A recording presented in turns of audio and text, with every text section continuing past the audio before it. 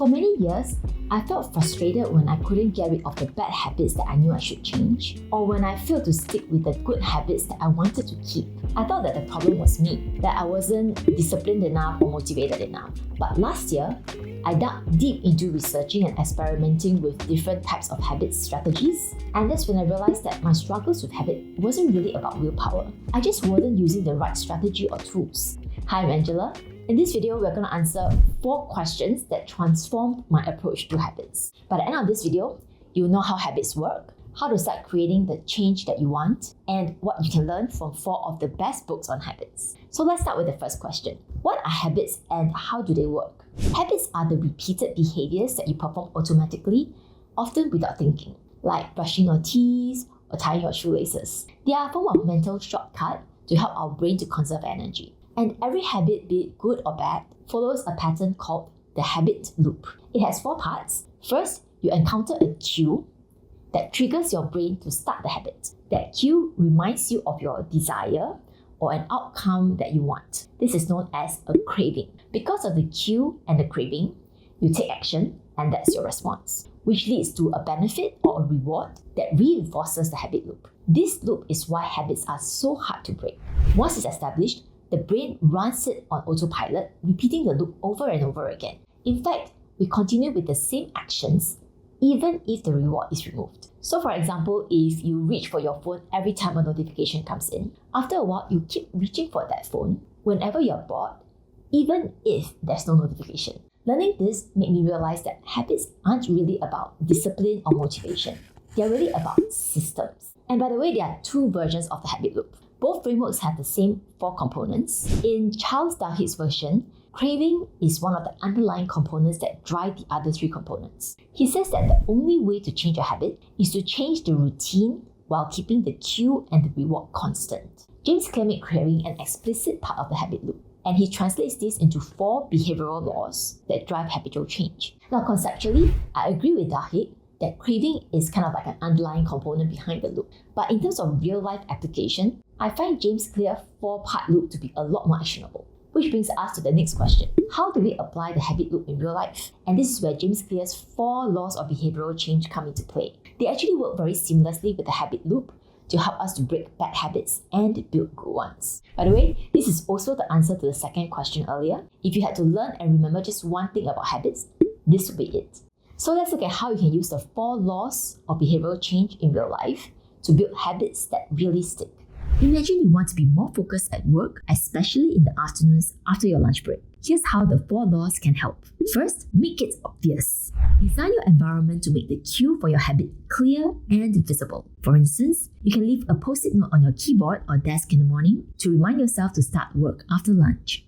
Second, make it attractive. Pair your habits with something you enjoy to create a powerful craving. For instance, to combat post-lunch sluggishness, you could prepare an energizing playlist of your favorite songs exclusively for your post-lunch work sessions, so you will look forward to it. Third, make it easy. Keep the change ridiculously small and simple, limiting it to something that takes less than 2 minutes. Like deliberately leaving half a sentence unfinished before lunch, so the first step after lunch is to finish that sentence on your computer. Make it so simple that it's almost impossible to fail. And lastly, make it satisfying. Reward yourself immediately after completing your habit. Take a deep breath, do a fist pump, or give yourself 2 claps to celebrate your progress. This instant gratification reinforces the behavior, making you want to do it all over again.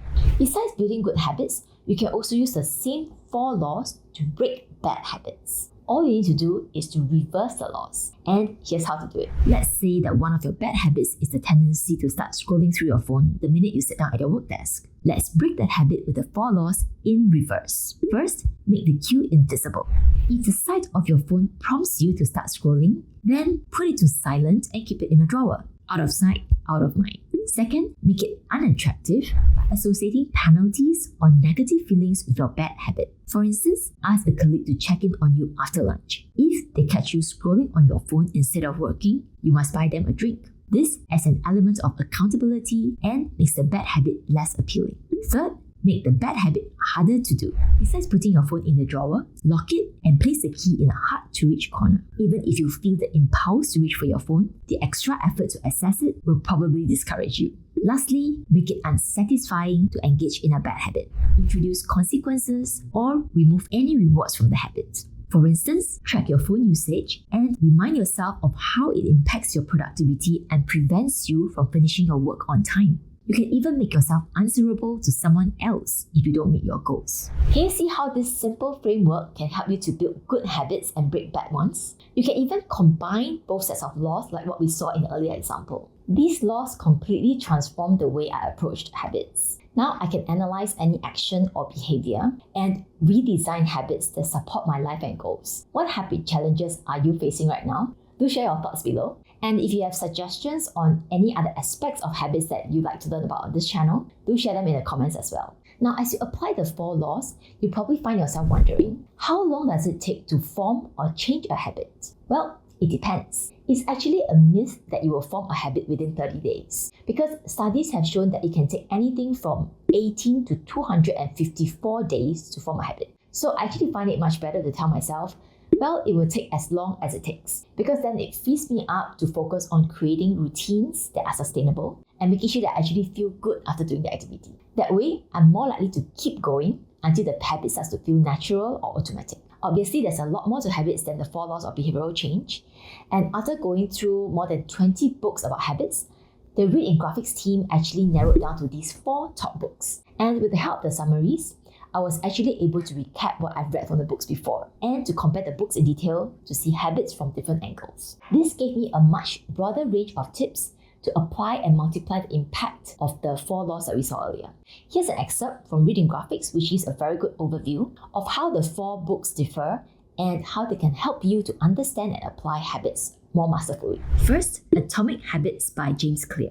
This book focuses on the compounding effect of small changes with the habit loop at the core. James Clear explains the role of cue, craving, response, and reward in habits formation and translates this into 4 practical laws of behavioral change that you can use to build good habits and break bad ones. If you are looking for actionable strategies for lasting change backed by an easy-to-understand system, this is a great book to start. Next up, we have The Power of Habit by Charles Duhigg. Duhigg was the one who popularized the habit loop. He introduced the golden rule of habit change, which says that to change a habit, we should focus on identifying the cue, routine, and reward, and focus on keystone habits that influence all other habits and behaviors. Besides individual habits, this book also explores how habits impact organizations and entire societies. If you want a broader view of habits, this is the book for you. If you want a different take without the habit loop, try Mini Habits by Stephen Guise. Guise explains how our brain works and why habits are so hard to change.